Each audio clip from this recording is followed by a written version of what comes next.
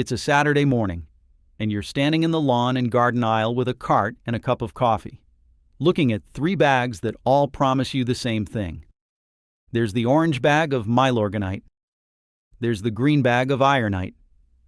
And down on the bottom shelf, a carton of Epsom salt, the same white stuff your neighbor's wife puts in the bathtub.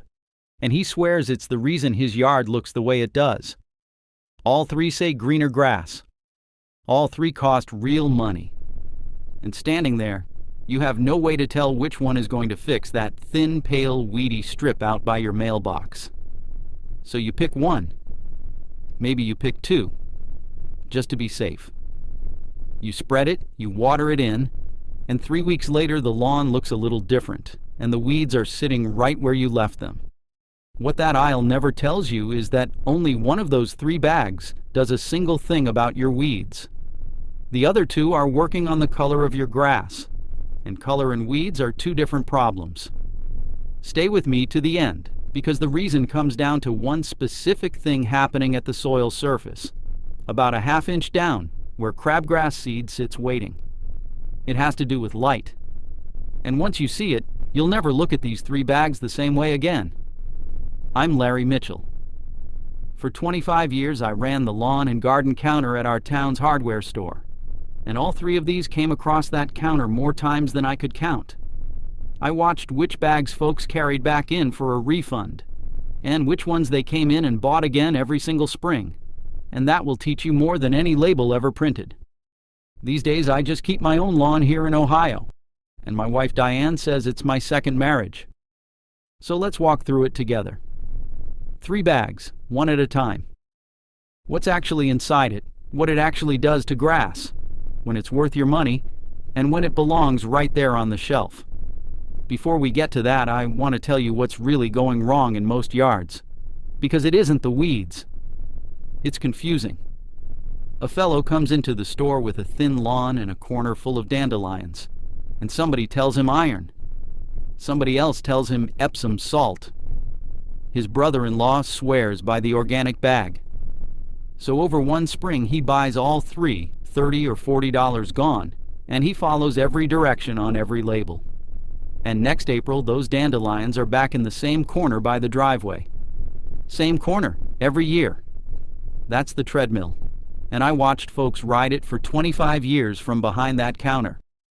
Not because they were careless, because nobody ever told them what these 3 things actually are. Here's what I mean. 2 of these bags are working on the color of a grass blade. Only one of them is working on how many grass plants you've got per square foot. And a weed seed doesn't care one bit what color your lawn is. A weed seed cares about one thing, and that's whether there's a patch of bare dirt with a little daylight landing on it. Hold on to that, because it's the whole reason this works. And I'll come back to it at the end when I show you exactly what goes on down at that ½ inch line. Now, the routine I'm walking you through today is one piece of a full plan I wrote down, called Larry's 30-Day Weed Kill Protocol. 88 pages, written for the homeowner who's tired of fighting the same weeds in the same corner every spring. It starts with knowing your enemy, the big 7 lawn killers, while they're still small. Then the kill itself, your tools, your products, your safety and budget, and the organic and pet-safe alternatives for folks who'd rather not use anything harsh. Then rebuilding the lawn afterward and putting up what I call the prevention fortress, so the weeds can't get a foot back in. It's $17, marked down from $47. $17, one time, against that pile of bottles and bags most folks carry home every spring. Now go ahead and grab your phone and open up your camera, the same one you use to take pictures. Point it at that square code on your screen and hold it steady for a second. A little link will pop up, give it a tap, and it will take you straight to the book. And if you are watching on your phone right now, the link is waiting for you right down below in the description. Take your time. There is no rush at all. I'll wait right here. All right. Let's start with the orange bag, because it's the one most folks have heard of. And it's the one most folks put down at the wrong time of year. Milorganite has been sitting on hardware store shelves since the 1920s, It comes out of Milwaukee, and it's made from heat-dried organic matter, which is the polite way of saying it started life at a wastewater plant and then got cooked. I know exactly how that sounds. It's been sold that way for about 100 years.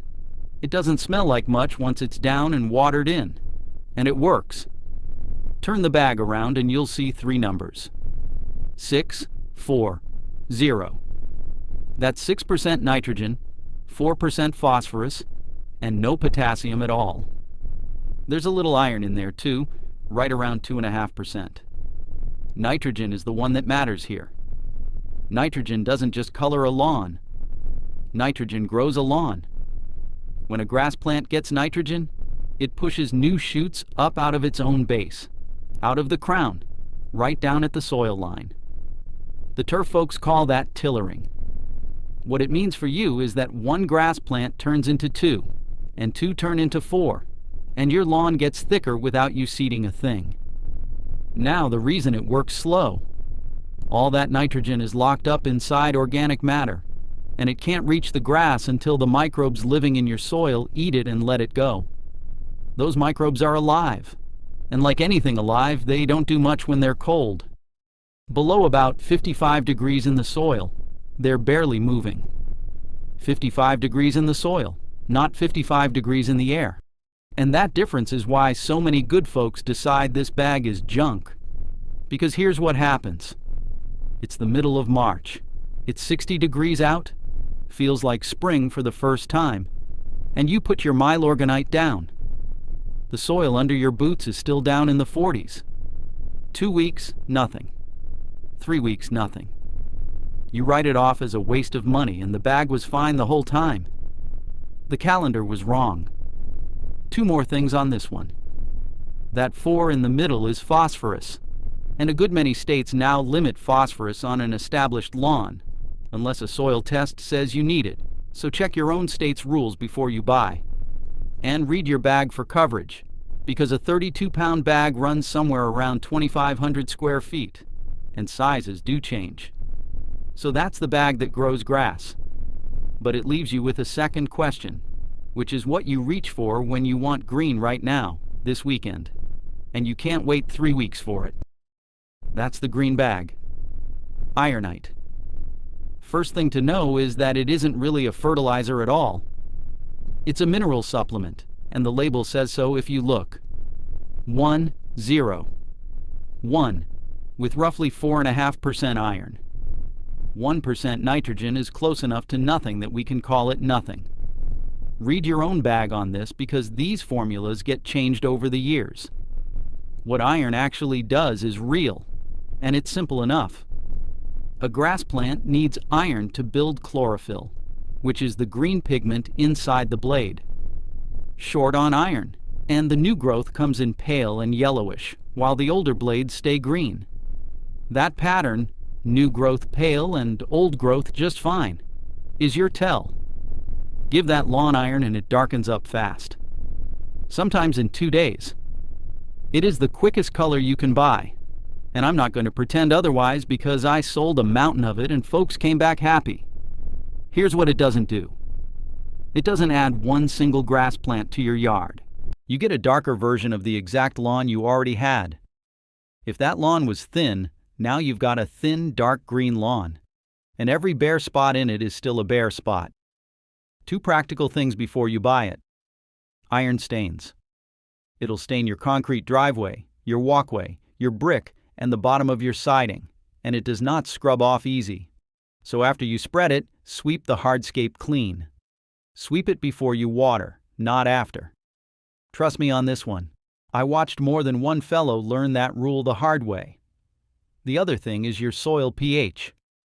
If your soil runs alkaline, up above 7, the iron gets tied up down in the ground, where the roots can't reach it, and granular iron will disappoint you no matter how much you put down. That's when you switch to a chelated liquid iron and spray it right on the blade, because that one goes in through the leaf and skips the soil entirely. Which brings me to the $20 I'd spend before I spend another dime on any of this. Call your county extension office and ask about a soil test. It usually runs around $20, And it tells you your pH and what your yard is actually short on, instead of you guessing in an aisle. Take your time with that, there's no rush. And keep that half-inch line in the back of your mind, the one I promised you. We're getting close to it, and iron is going to be the one that surprises you. Now the one your neighbor swears by. Epsom salt.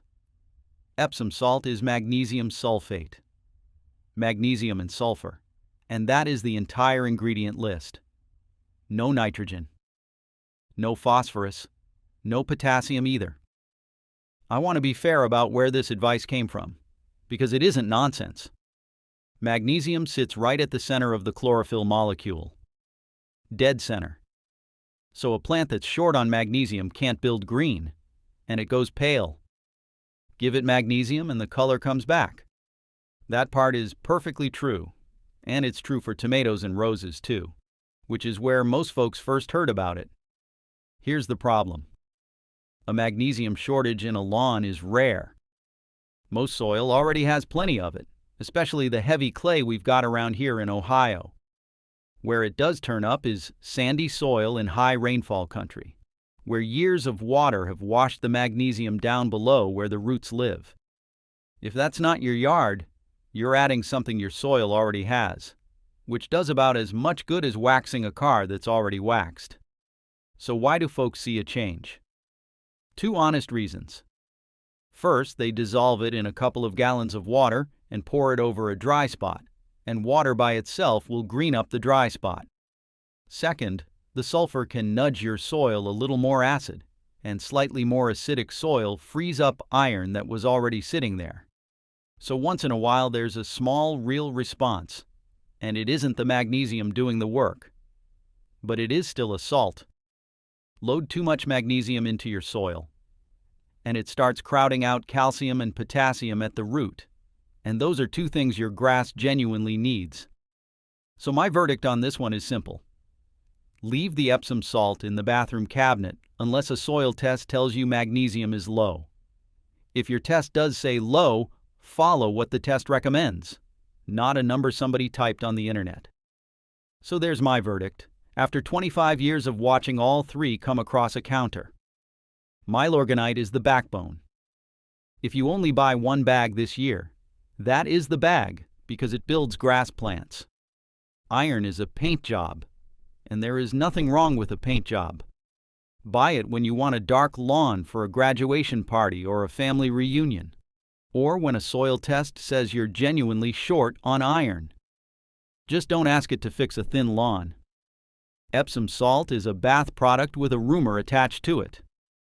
Unless a soil test says different, save your money. Now let's put the good one down the right way, and it's simpler than you think. Step 1. Get that soil test going first. Call the county extension office this week. Step 2. Mow before you feed, and mow it high. For cool season grass like we have up here, that means 3.5 inches. 3.5 inches, not 2. Step 3. Spread the granules on dry grass, at the rate printed on your bag.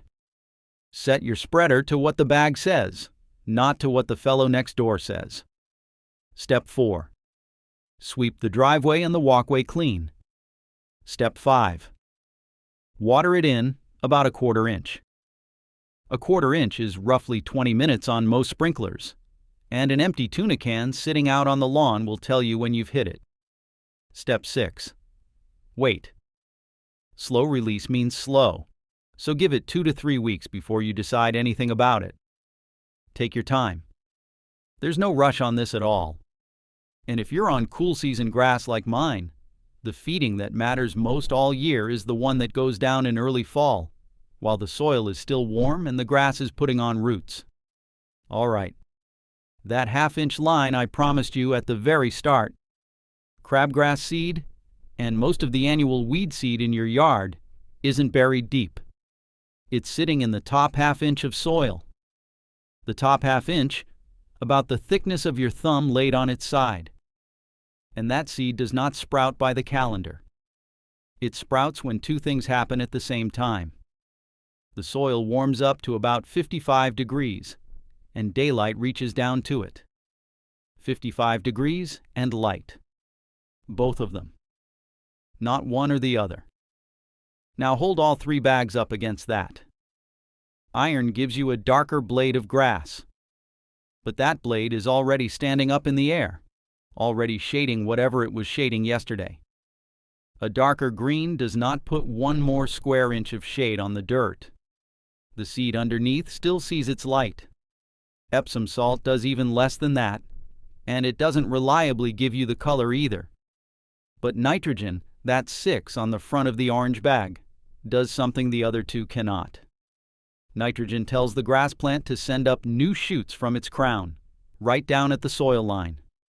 1 plant becomes 3. 3 become a mat, and a mat of grass is a roof over your soil.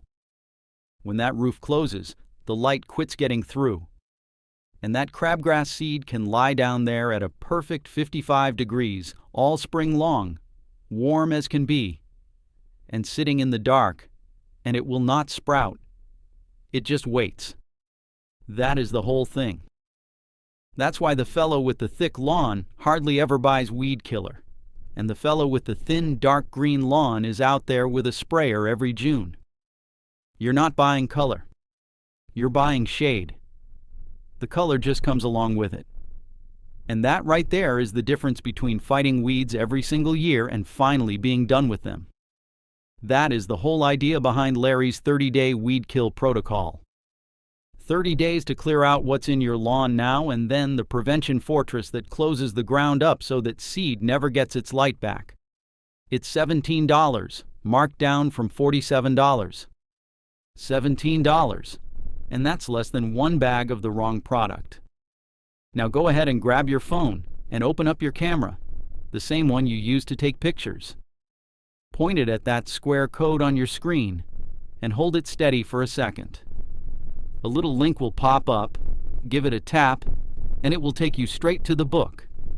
And if you are watching on your phone right now, the link is waiting for you right down below in the description. Take your time. There is no rush at all. I'll wait right here.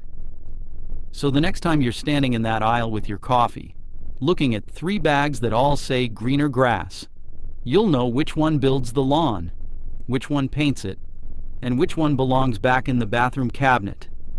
Tell me in the comments which weed is winning in your yard right now. Clover, crabgrass, dandelions, name it. I read every single one. And next time, I'm going to show you how to take the temperature of the soil in your own yard with a $5 meat thermometer out of the kitchen drawer, so you know the exact week your pre-emergent window opens instead of guessing at it. You've got this, neighbor. I'll see you out on the lawn.